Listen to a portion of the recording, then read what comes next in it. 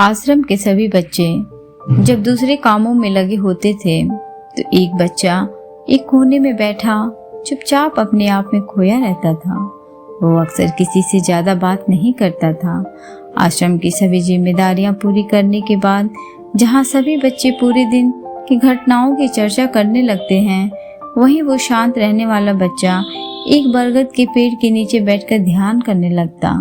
सभी बच्चों को आश्चर्य होता था क्योंकि उसका कोई दोस्त नहीं था। वो अक्सर आश्रम में अकेला ही घूमता रहता था। ये देखकर उसके गुरु को बड़ी प्रसन्नता होती थी। उन्हें लगता था कि कोई तो है आश्रम में जो मौन यानी कि चुप रहने की ताकत को समझता है, उसके महत्व को समझता है। आश्रम के बारे में जब भी कोई जरूरी निर्णय लेना होता उसकी राय जरूर लिया करते थे, लेकिन यही बात गुरुजी के एक शिष्य को बड़ी खटकती थी क्योंकि वो गुरुजी का प्रिय शिष्य बनना चाहता था। इसीलिए वो गुरुजी के सामने दूसरे बच्चों के कामों में कुछ न कुछ कमियां निकालता रहता था, जिससे गुरुजी उसे महान समझने लग जाएं। अक्सर वो अपनी जिम्मेदारियां पूरी तरह से निभाने का दिखावा भी करता, चाहे उससे कोई सलाह ना भी मांगे, लेकिन फिर भी वो उन्हें अपनी सलाह देता रहता था। वो बहुत ही बातूनी शिष्य था और आश्रम के दूसरे सभी बच्चों में बहुत प्रसिद्ध भी था क्योंकि वो सबसे हंसी मजाक करता रहता था, उनसे दिन भर बातें करता रहता था। इसीलिए उसकी सबसे दोस्ती हो गई थी। लेकिन जब आश्रम के गुरु उसकी राय ना लेकर दूसरे बच्चे की राय लेते थे तो ये बात उसे बड़ी खटकती थी। उसे लगता था कि वो दूसरे बच्चे से ज्यादा बुद्धिमान है, लेकिन गुरुजी फिर भी उसकी तरफदारी करते हैं। ऐसा नहीं था कि गुरुजी को बातूनी शिष्य के स्वभाव के बारे में पता नहीं था, लेकिन गुरुजी उसे अपने तरीके से सीख देना चाहते थे ताकि उसकी ज्यादा बोलने की आदत, दिखावा करने की आदत, दूसरों में कमियां निकालने की आदत हमेशा के लिए खत्म हो जाए और वो मौन रहकर ध्यान की गहराइयों को छुपाए। असल में हर सच्चे गुरु की यही इच्छा होती है कि वो किसी तरीके से उस बातूनी शिष्य को एहसास कराना चाहते थे कि चुप रहने से ही उसे असीम सत्य को जाना जा सकता है। उस विराट का एहसास चुप होकर ही किया जा सकता है। एक दिन गुरुजी को एक तरीका सूझा।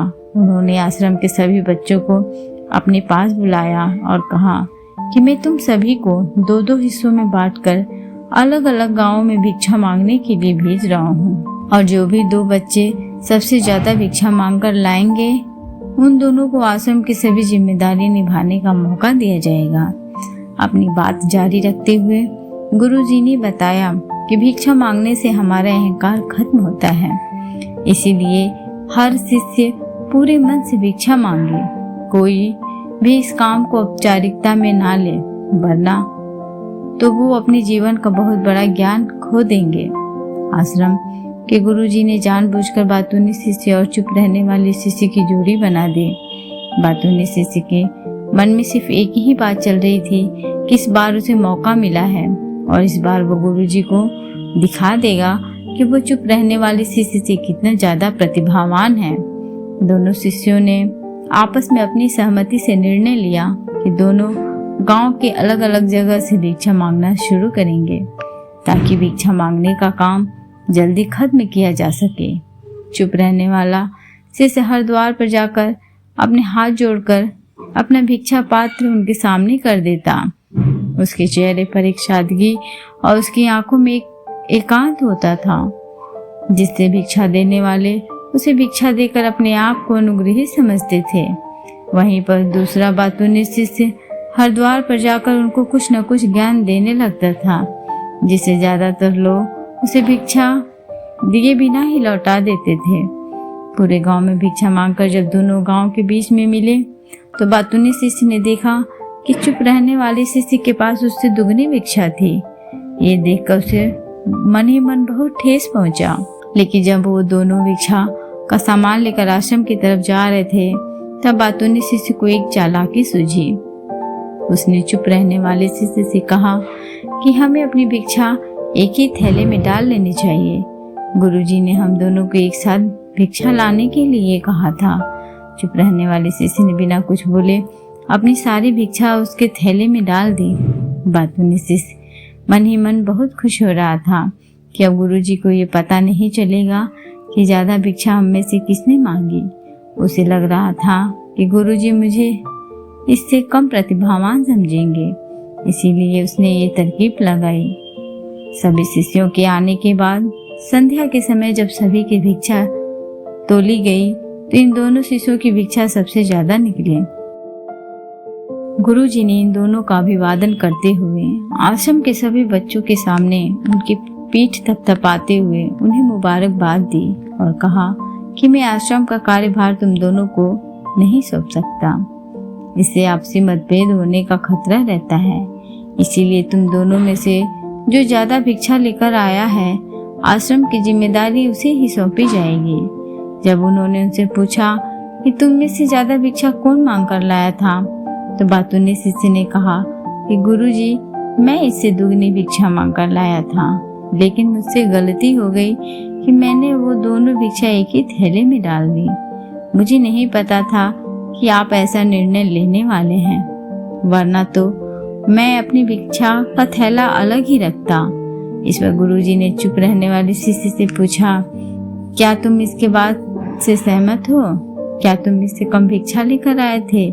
ये सुनकर चुप रहने वाले शिष्य ने कहा कि गुरुजी मेरे पास ऐसा कोई साधन नहीं है जिससे मैं ये साबित कर पाऊं कि मैं इससे ज्यादा भिक्षा लेकर आया था।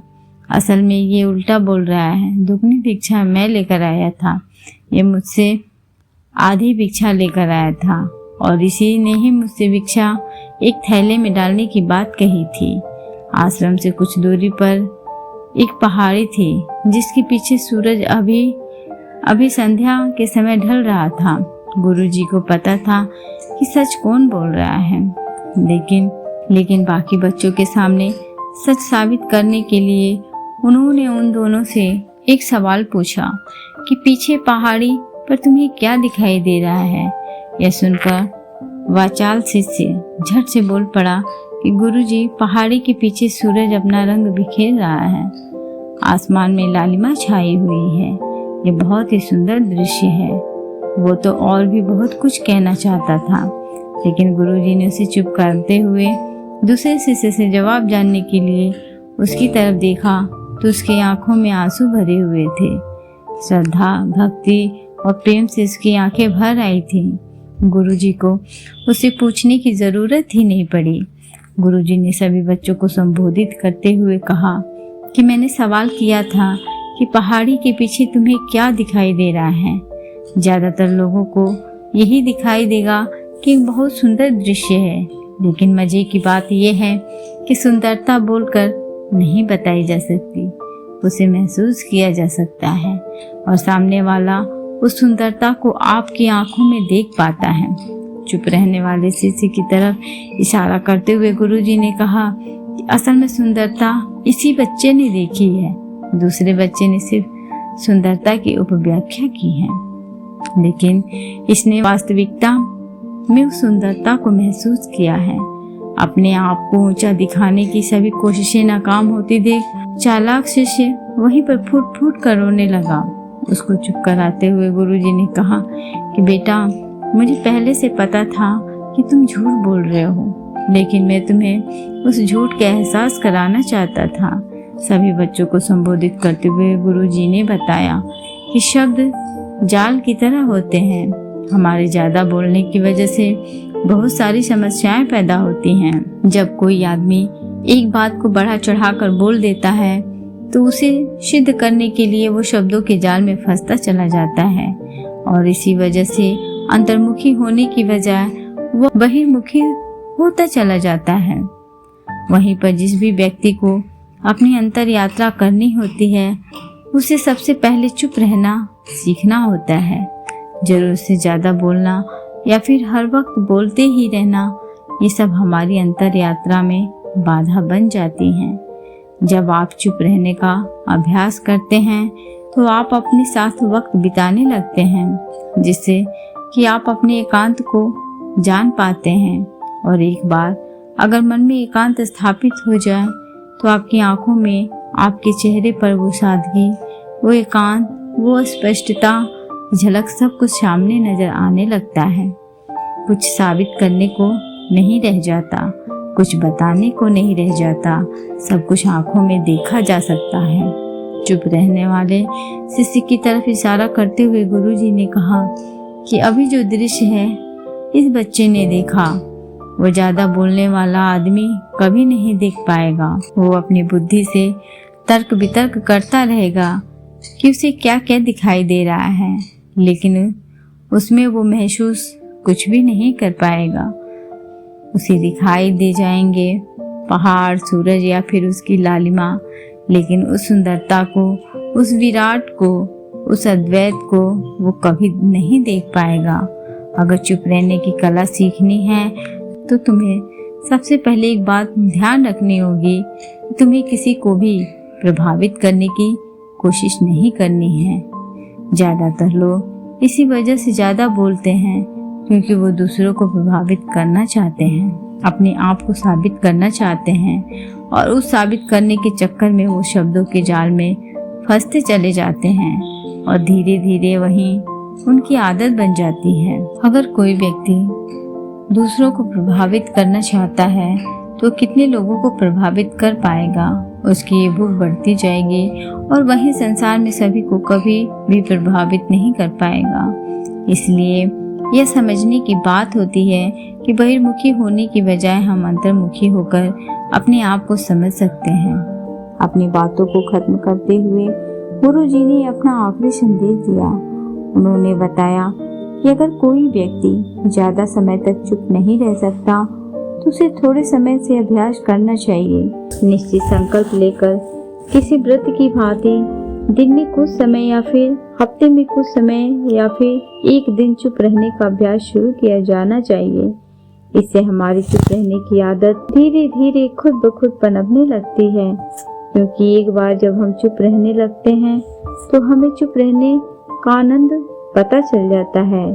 उसके बाद हमें प्रयास नहीं करना पड़ता, बल्कि हमारा मन आनंद की तरफ अपने आप बढ़ता चला जाता है। चुप रहने की कला सीखने के बाद आपकी बुद्धिमानी और स्पष्टता दोनों में बहुत ज्यादा फायदा होगा। आपकी बुद्धिमानी और आपकी स्पष्टता दोनों में बहुत ज्यादा फायदा होगा। वास्तविकता में जिसे दर्शन कहते हैं वो मौन रहकर ही किया जा सकता है। इसके बाद सभी बच्चों से कुछ समय चुप रहने का संकल्प लेकर गुरुजी ने अपनी बात खत्म कर दी और सभी बच्चे रात्रि का भोजन करने के लिए एक साथ वो भोजन कक्ष में पहुंच गए। तो दोस्तों, कैसी लगी ये कहानी आपको कमेंट सेक्शन में जरूर बताइएगा। मिलते हैं किसी अगली कहानी में, तब तक के लिए अपना ख्याल रखें। अगर कहानी पसंद आई होगी इसे लाइक और शेयर जरूर करें। साथ ही चैनल को सब्सक्राइब करना ना भूलें। Thanks for watching.